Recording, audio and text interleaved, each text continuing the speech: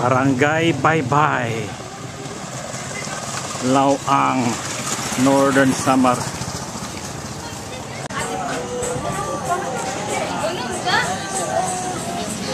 Waray ka pag ito niya sama ka? Waray. Ah, ma. Ma, okay. Oo, kasi Wapagal. hindi ko po hinay-hinay yung mga kay Kuyan. Oo, mandiwan. Ako man. Bata dito.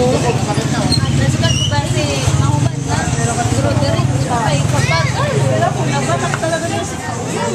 Dati ba itong Andros Bake Shop? Okay ka pa, so liwat. Oo. Parang ako mag-Tagalog? Ha? May tatanong ko sa iyo. Totoo bang may nagmumuto daw dito sa mga bake shop dito? Meron daw isang matanda na naubusan ng pandikoko.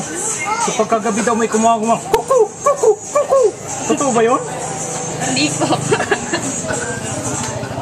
Okay, isa na lang. Tikman ko yung pandikoko nyo ha, kasi minsan malalaman ko kung mayroon talaga minumulto talaga to, kung talagang lasang walang, kasi minsan mararamdaman mo kung may multo talaga eh. Tikman ko.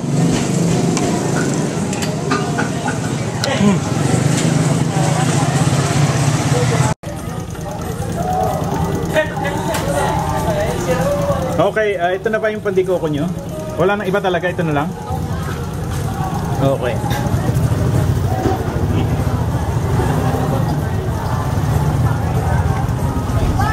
Hindi ko malasahan kung ginalaw ng multo eh.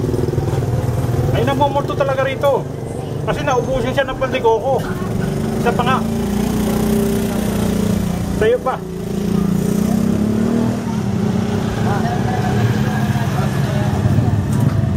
Thank you.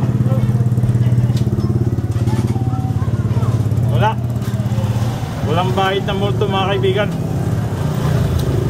Hindi inabot ng multo tong lugar na to. Bakit tawa ng tawa yung babae doon? Hoy! Lumabas ka dyan! Ba't ka tawa ng tawa?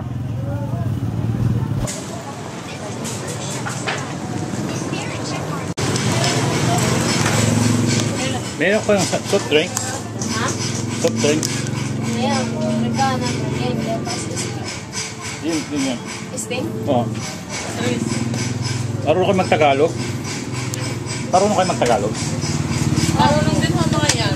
Oo. Kasi balitaan ako na may nagmumulto raw dito sa mga bakery dito. Ha? May nagmumulto daw sa mga bakery dito. Oo, kasi sabi nila mayroon daw isang matanda namatay dahil naubusan ng pandikoko. Hindi nga, totoo yun. Eh, totoo nga ba yun? Mayroon ba talaga nagmumulto rito? Buhat naman may naririnig sila sa gabi na kuku! Kuku! Hindi pala totoo yun eh. Dahil tumatawa kayo eh. Ako na ko, totoo. Sa totoo. Mayaon ka mga torta. Wala ko yan. Ano ini? Putok. Putok. Ayun, bili nga ako ng isang putok.